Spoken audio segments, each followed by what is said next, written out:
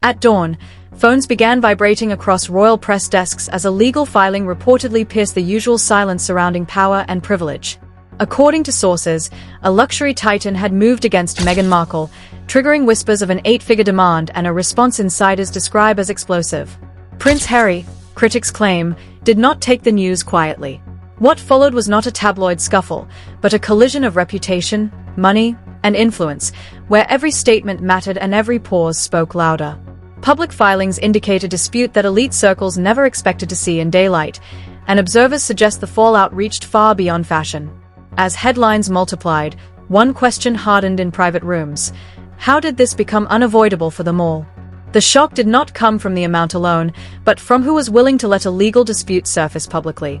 According to public reporting and online speculation, the lawsuit allegedly tied to a Chanel executive was framed as a last resort rather than a first move, something insiders say is extremely rare in the luxury world. High-end fashion houses, critics claim, usually resolve conflicts quietly through private settlements, strict non-disclosure agreements, and layers of intermediaries whose job is to prevent reputational damage from ever reaching a courtroom. That is why this filing immediately drew attention across elite circles, not as a routine legal disagreement, but as a rupture in an unspoken code of silence. According to observers familiar with luxury brand operations, these companies trade as much on mystique as they do on products. Their power depends on distance, control, and the careful cultivation of relationships with influential figures. When a dispute escalates into a lawsuit, particularly one attached to a globally recognized royal name, it signals that something behind the scenes has already broken down. Critics argue that the very existence of the filing suggests failed negotiations, unmet demands, or a disagreement over accountability that could no longer be contained privately. While the precise claims remain subject to legal interpretation, the symbolism alone was enough to send ripples through fashion and media networks. Public filings indicate that the alleged dispute centers on issues that go beyond money, touching instead on brand reputation, contractual expectations, and the perceived misuse of association.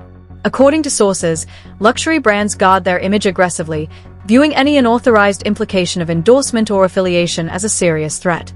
Even subtle references, insiders suggest, can have global consequences when millions of consumers interpret them as official approval. This sensitivity explains why such cases, when they arise, are often resolved discreetly. Allowing one to surface publicly invites scrutiny not only of the accused party, but of the brand's internal controls and decision-making. Media reaction followed quickly, though coverage varied sharply depending on the outlet.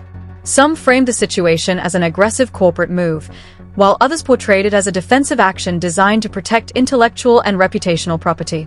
Commentators noted that attaching a dollar figure as large as $8 million immediately elevated the narrative, transforming it from a contractual disagreement into a symbol of high-stakes conflict.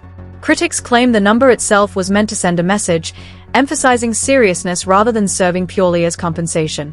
Whether accurate or not, that interpretation gained traction online, fueling debate about intent and leverage.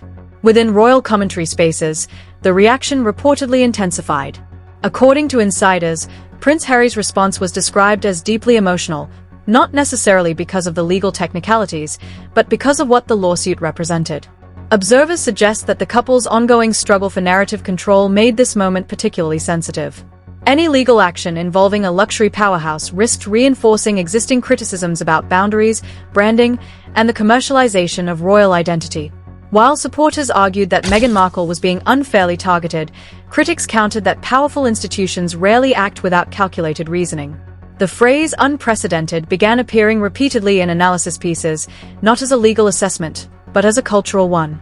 Analysts pointed out that lawsuits involving royalty and global luxury brands exist in a gray area where tradition, celebrity, and commerce collide. Unlike conventional celebrity disputes, royal associations carry historical weight and public symbolism that complicate legal strategies. According to experts, this makes every move unusually visible and every misstep magnified. The alleged decision to proceed publicly suggested that the parties involved believed the risk of exposure was outweighed by the necessity of action. Social media amplified these dynamics almost instantly. Clips, headlines, and speculative commentary spread faster than official statements, creating parallel narratives that were difficult to correct or contain. According to critics, this environment rewards dramatic framing over careful legal nuance, increasing pressure on all sides to respond quickly. Silence, which once functioned as a shield, began to look like weakness to some audiences and restraint to others. The absence of immediate clarification only deepened the sense that more was happening behind closed doors than the public could see.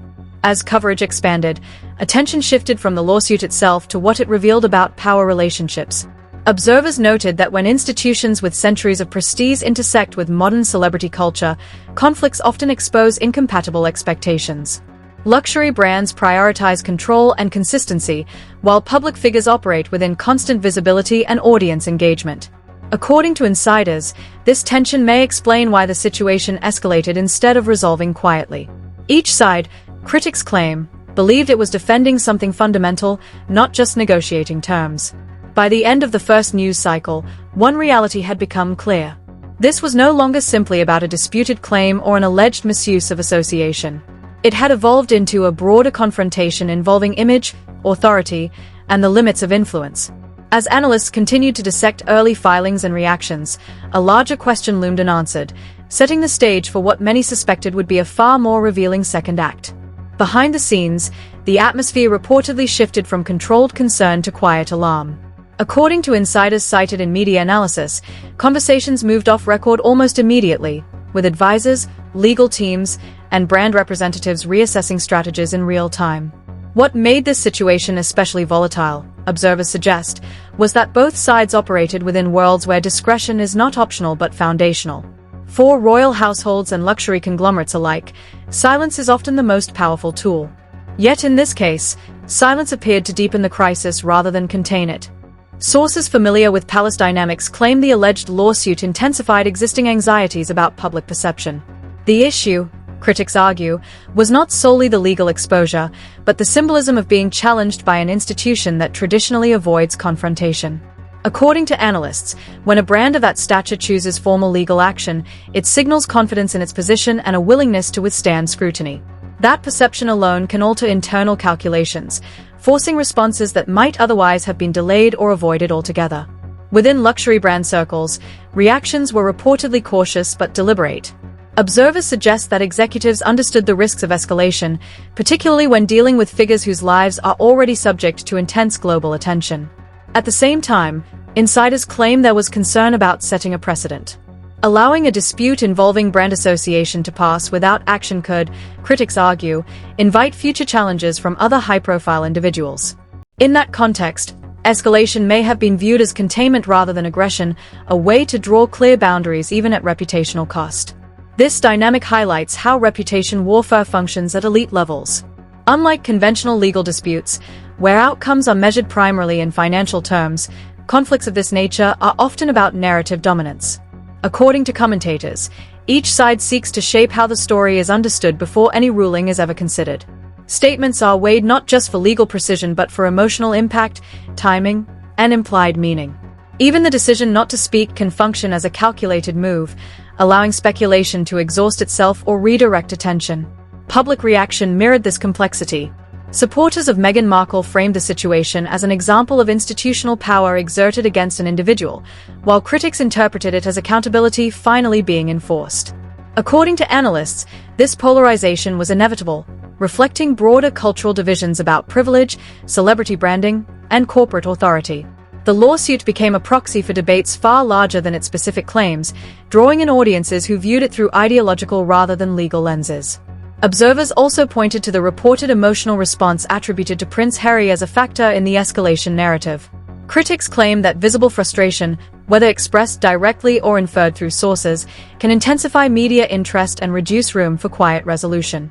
In environments where every reaction is scrutinized, emotion itself becomes evidence, interpreted as either righteous anger or defensive instability depending on perspective. This ambiguity, analysts suggest, made de-escalation increasingly difficult. Attempts to resolve the matter privately were widely speculated about, though never confirmed. According to insiders, such efforts may have been undermined by timing and trust. Once legal filings enter the public record, options narrow. Each party must assume the other is prepared to proceed fully, reducing incentives for compromise. In that sense, escalation can become self-sustaining, driven less by original grievances and more by the momentum of public expectation. The role of media intermediaries further complicated the landscape. Commentators noted that selective leaks, anonymous sourcing, and strategic briefings created competing versions of events. Each narrative emphasized different motivations and risks, making consensus impossible. According to critics, this fragmentation benefits no one, but it does amplify engagement, ensuring the story remains alive across multiple news cycles. For those involved, the challenge becomes not just legal defense, but narrative survival. By this stage, analysts argue that the conflict had moved beyond a single dispute.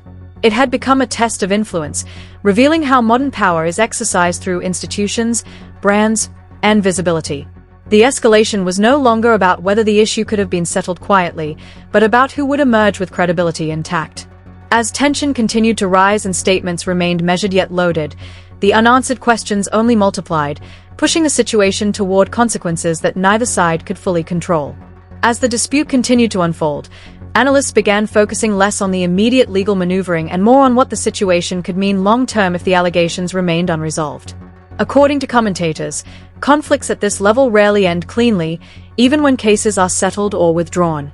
The public record itself becomes permanent, shaping perceptions long after legal arguments fade. In this case, observers suggest the lasting impact may fall less on courtroom outcomes and more on how credibility, restraint, and authority are judged in the court of public opinion. Insiders claim that what is truly at stake extends beyond financial exposure or brand protection. For Meghan Markle, critics argue, the controversy risks reinforcing existing narratives about boundaries between personal identity, public role, and commercial association. Even unproven claims, analysts note, can harden into assumptions when repeated often enough. Supporters counter that the scrutiny itself reflects an imbalance of power, where institutions with vast resources can apply pressure simply by invoking legal processes. This tension highlights how modern reputations are shaped as much by who speaks as by who remains silent. For Prince Harry, observers suggest the situation touches deeper sensitivities. According to sources, his public positioning has long emphasized resistance to what he views as unfair treatment by powerful systems. In that context, any legal action involving elite institutions may be interpreted personally rather than procedurally. Analysts caution, however, that emotional framing can complicate strategic decision-making. When responses appear driven by principle rather than calculation, critics argue, they can inadvertently strengthen opposing narratives about instability or overreach. The broader cultural implications have also drawn attention. Commentators note that this conflict sits at the intersection of royalty, celebrity, and corporate power, three forces that traditionally operated under different rules. As those boundaries blur, disputes become more visible and more symbolic. According to experts, audiences are no longer content with official statements alone. They demand alignment between values and actions. This expectation amplifies pressure on all sides, making neutrality difficult to maintain and silence increasingly ambiguous. Public opinion remains sharply divided, and analysts suggest that division itself may be the most consequential outcome. Rather than producing clarity, the dispute has entrenched opposing interpretations. Each development is filtered through pre-existing loyalties, with new information rarely changing minds. According to critics, this polarization ensures the story's longevity, as debate continues regardless of factual resolution. In such an environment, even a definitive legal outcome may fail to restore consensus or trust. Timing has emerged as a critical factor. Observers note that when statements are released, when they are withheld, and how quickly responses follow can shape narratives as powerfully as content. A delayed reaction may be read as strategic patience or as avoidance. An immediate response may signal confidence or defensiveness. According to analysts, managing this balance requires precision, particularly when global media ecosystems reward speed over context. Missteps in timing can overshadow substantive arguments. Silence, once again, plays a paradoxical role. Insiders suggest that choosing not to respond can preserve legal positioning while simultaneously allowing speculation to grow unchecked. In this case, the absence of detailed public clarification has fueled assumptions on both sides. Critics argue that silence cedes narrative control, while others maintain that restraint prevents escalation. This strategic dilemma underscores how modern disputes are fought not only through actions, but through calculated absence. As attention shifts toward potential next steps, experts caution against expecting closure in the conventional sense. Whether the allegations proceed, settle, or dissipate, the story has already altered perceptions. It has exposed the fragility of image in an era where prestige offers no immunity from scrutiny. According to observers, the real outcome may be a recalibration of how power, influence, and accountability interact when private systems collide with public visibility. In the end, what remains is not a verdict, but an open question. How this conflict is remembered may depend less on legal documents than on the narratives that persist when the noise subsides, leaving behind a quiet but enduring reassessment of who truly controls the story. This story is still unfolding, and as with all complex public disputes, it deserves careful attention rather than rushed conclusions. Allegations, filings, and reactions each reveal fragments, not the full picture, and separating emotion from evidence remains essential. As viewers, the responsibility is not to choose sides blindly, but to observe how power, reputation, and silence interact when pressure builds at the highest levels. If you value calm, investigative reporting that examines claims without turning them into verdicts, stay engaged with this channel. Your thoughtful comments add perspective, your likes signal interest in deeper analysis, and subscribing ensures you do not miss future updates as developments emerge. Consider what has been said, what has not been said, and why timing matters as much as language. These details often explain more than headlines ever could. Discussions like this shape how public narratives evolve, especially when institutions and individuals collide under global scrutiny.